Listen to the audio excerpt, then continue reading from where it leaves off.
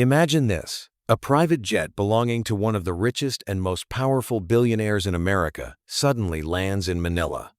Airport officials assumed it was a top-secret diplomatic flight. Security went on high alert. Rumors spread quickly through the terminal. They were all wrong. This multi-million-dollar jet had flown thousands of miles across the Pacific Ocean for one single passenger, a quiet, ordinary Filipino nurse named Ana. No fame, no wealth, no connections. Why would a billionaire send his private plane halfway around the world for her? Stay with me till the end, because when the real reason was revealed, even the flight crew stood in silence, and the whole story left the world stunned. Ana was just like millions of other overseas Filipino workers. For 11 years, she worked as a nurse in a private hospital just outside New York. Long night shifts, double duties, missed family gatherings, birthdays, and holidays. She carried everything silently. Most of her salary went home to support her aging parents and to pay for her younger siblings' education. She lived in a small, rented apartment, cooked simple meals, and never complained. Among her colleagues, she was known for 3 simple things. She never rushed her patients, she treated everyone with respect, and she always had a calm, kind smile, even on the toughest days. Doctors trusted her. Patients felt safe with her. But outside the hospital, almost no one knew her personal struggles. Then, one rainy Tuesday night, everything changed. A new patient was admitted under strict secrecy. He was placed in a private room with tight security. No visitors, no photos. Even his name was listed as an alias. Doctors and administrators moved quickly and spoke in hushed tones. The man appeared to be in his late 50s, gray hair, tired eyes, clearly in pain but trying hard to hide it. He arrived with only one quiet assistant. No luxury clothes, no big entourage. When Ana was assigned as his primary nurse, she introduced herself gently. "Good evening, sir. I'm Ana. I'll be taking care of you tonight." The man looked at her weakly and said, "Thank you. Please, just treat me like any normal patient." Ana nodded and did exactly that.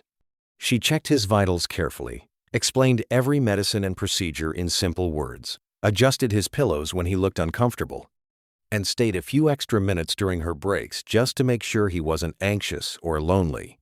One quiet night, the man finally opened up a little. "You're very kind," he whispered. "You don't make me feel like a burden." Ana smiled softly and replied, "Sir, you are not a burden. You are a person who needs care, and that's what I'm here for." Her genuine warmth touched him deeply. As days passed, the patient's condition suddenly worsened. One midnight, alarms started screaming. Monitors beeped wildly. He struggled to breathe. Doctors and staff rushed into the room in panic, shouting orders. In the middle of all the chaos, Ana noticed a small but critical change that others had missed. Without hesitation, she moved quickly, adjusted the equipment, administered the right medication, and calmly called out vital information to the doctors.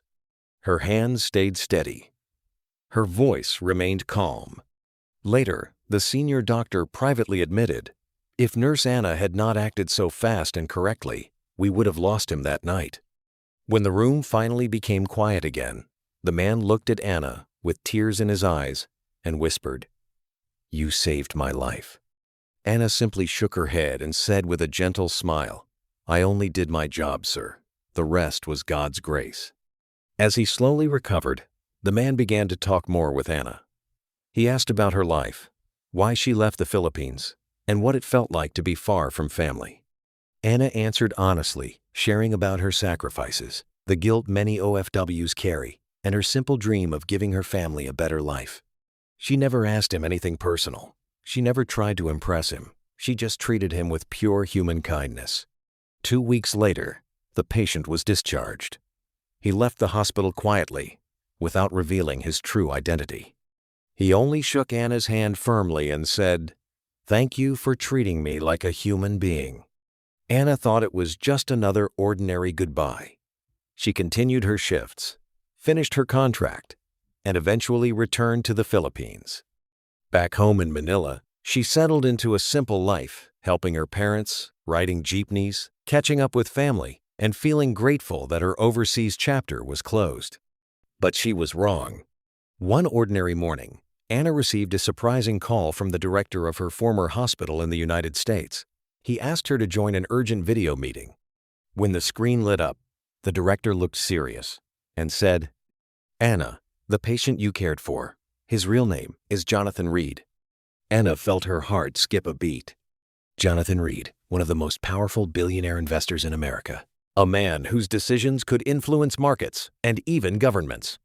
Before she could process it, the director continued, "He has made a special request. His private jet has already been dispatched. It is landing in Manila for you." Anna froze. Her voice trembled as she whispered, "For me? But why?" No one gave her a clear answer yet. 2 days later, the luxurious private jet landed at Manila Airport. Airport staff, security, and passengers stopped everything to stare. Media crews quickly gathered, trying to understand what was happening. Wearing her simple clothes and carrying an old handbag, Anna stood nervously near the aircraft. The crew greeted her respectfully and said, "Welcome aboard, ma'am." Her legs felt weak. She kept thinking, "Is this really happening to me?" The jet took off and landed smoothly in the United States. Luxury cars were waiting on the tarmac. Anna was escorted like an honored guest to a beautiful private estate. When the doors opened, Jonathan Reed stood there healthy, strong, and smiling warmly. He walked toward her, stopped, and in front of his entire family and close advisors, he bowed his head with deep respect. "Welcome, Anna," he said, his voice full of emotion. "You are the woman who gave me back my life."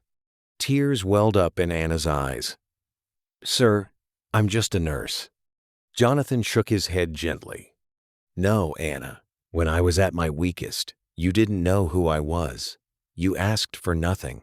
You showed me pure compassion and reminded me what real humanity looks like when no one is watching." Then, in front of everyone, he revealed the true reason he had sent the private jet across the world.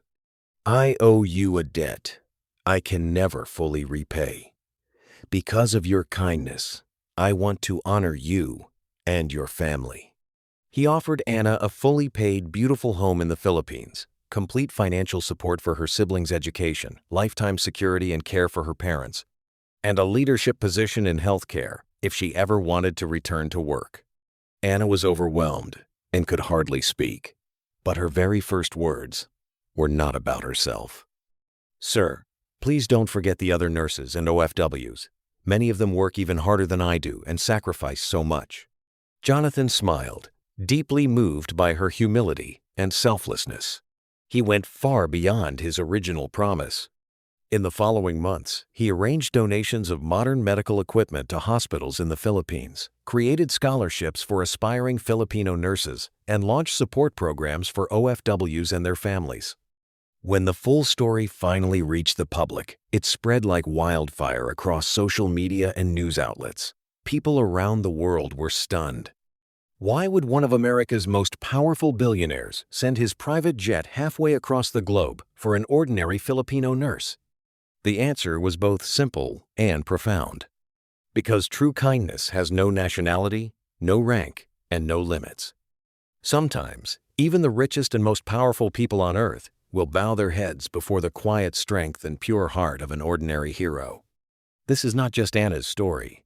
It is the story of millions of Filipino nurses and OFWs who work far from home, sacrificing silently so their loved ones can have a brighter future. They are not just workers. They are lifelines. They are real-life heroes. And sometimes, the world finally notices and bows in respect. If this story touched your heart, please like the video, type 777 inches the comments, and tell us which city or country you are watching from. Subscribe to the channel and turn on notifications so you never miss inspiring stories of our kababayan. Thank you so much for watching. God bless all our overseas Filipino workers.